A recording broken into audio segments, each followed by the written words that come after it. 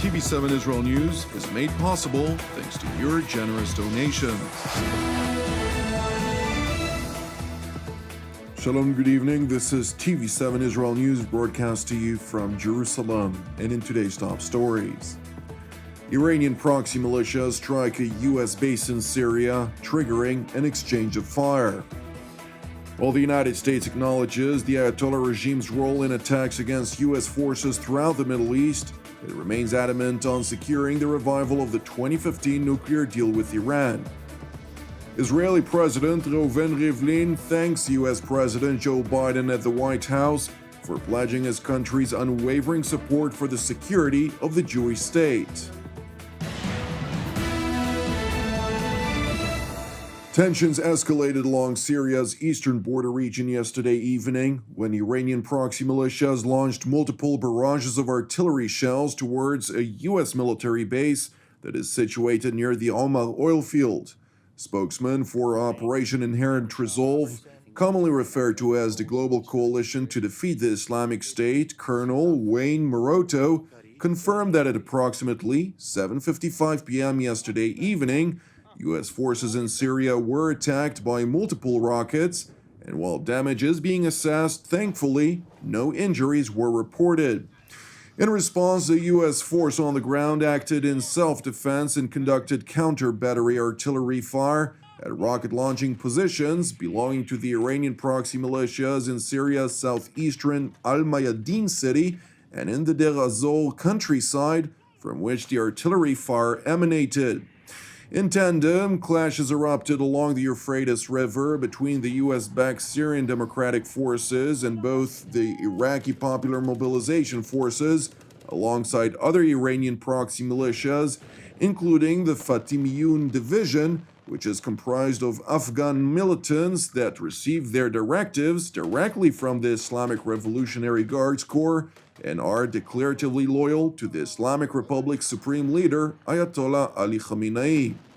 It is important to note that the attack on the U.S. base in northeastern Syria came following an aerial strike that was conducted by the United States Air Force in retaliation for repeated attacks by the same Iranian-backed Popular Mobilization Forces, or PMF, which recurrently targeted, by means of unmanned aerial vehicles, Iraqi military bases housing U.S. personnel, as well as facilities utilized by the Central Intelligence Agency. Subsequently, once the dust cleared from the targeted PMF installations, it has been revealed that at least 4 PMF militiamen members were killed. Consequently, in the Iraqi capital Baghdad, the Popular Mobilization Forces, or Hashd al-Shabi in Arabic, held a symbolic funeral procession for their slain members, during which they sought to justify their repeated attacks against the American forces in Iraq.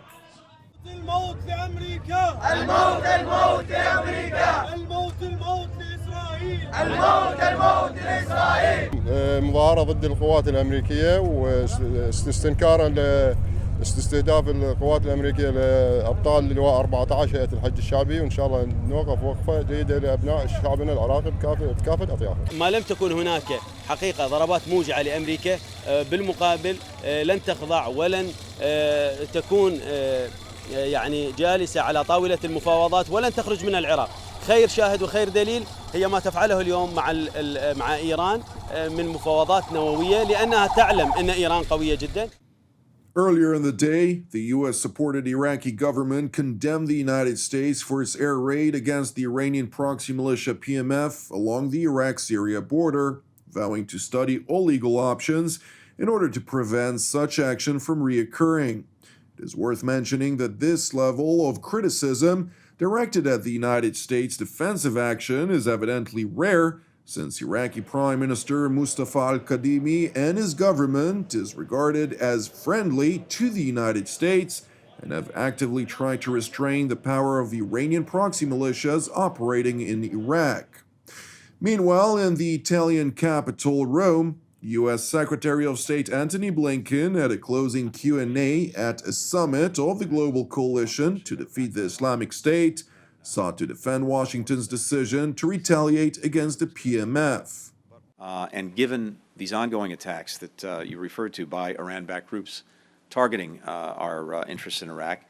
He directed further military action. We've taken action previously to disrupt and deter these attacks. We took necessary, appropriate, deliberate action that is designed to limit the risk of escalation, but also to send a clear and unambiguous deterrent message. This action in self-defense to do what's necessary to prevent further attacks, I think sends a very important and strong message, and I hope very much that it is received by those who are intended to receive it. When asked whether the United States holds the Islamic Republic of Iran responsible, Washington's top diplomat said the following. A number of the groups involved in recent attacks are militia that are backed by Iran. It is worth mentioning, as a side note, that at the Global Coalition Summit in Rome, it has been decided to broaden the battle against the Islamic State in Syria in particular, as well as to widen its area of operations into the African continent as well. And while the United States is not oblivious to Iran's malign behavior throughout the Middle East, including vis-à-vis its role in the attacks against U.S. forces in the region, the Biden administration is determined to draw a distinction between Tehran's problematic behavior and efforts to revive the 2015 nuclear agreement. Certainly, I would say, just kind of in relation to this question over here, we continue to believe that and have never held back from noting that Iran is a bad actor in the region. And they have taken part in and supported and participated in extremely problematic behavior in our view. At the same time, we feel that we're moving forward and seeking the opportunity to move forward on negotiations to prevent Iran from acquiring a nuclear weapon is in our national interest, and that's how we will evaluate. But it was not linked to a visit by the President of Israel, nor was it linked to any elections in Iran either.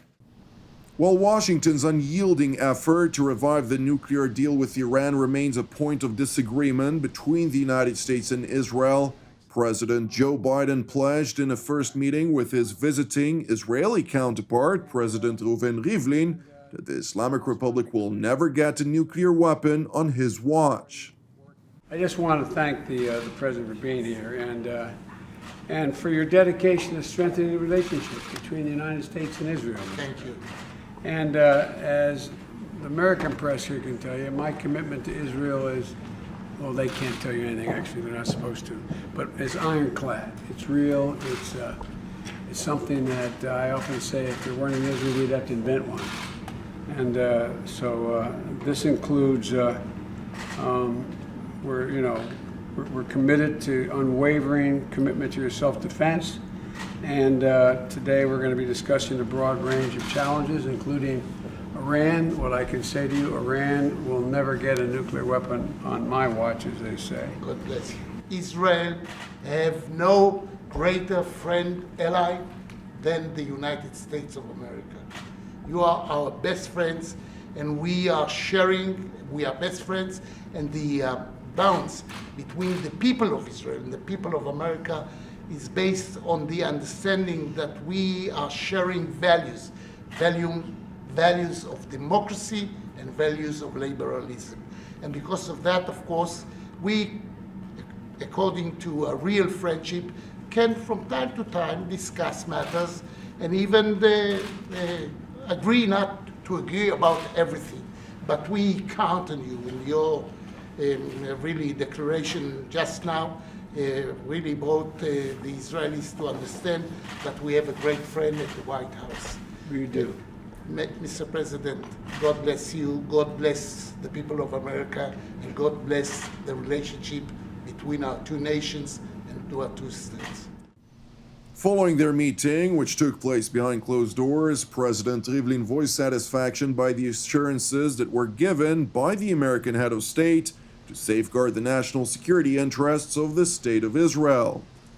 We thank the President about his really readiness to help Israel and to help the well-being of all the Israeli people and the security of Israel as something that is touched by the American ideas and the American needs.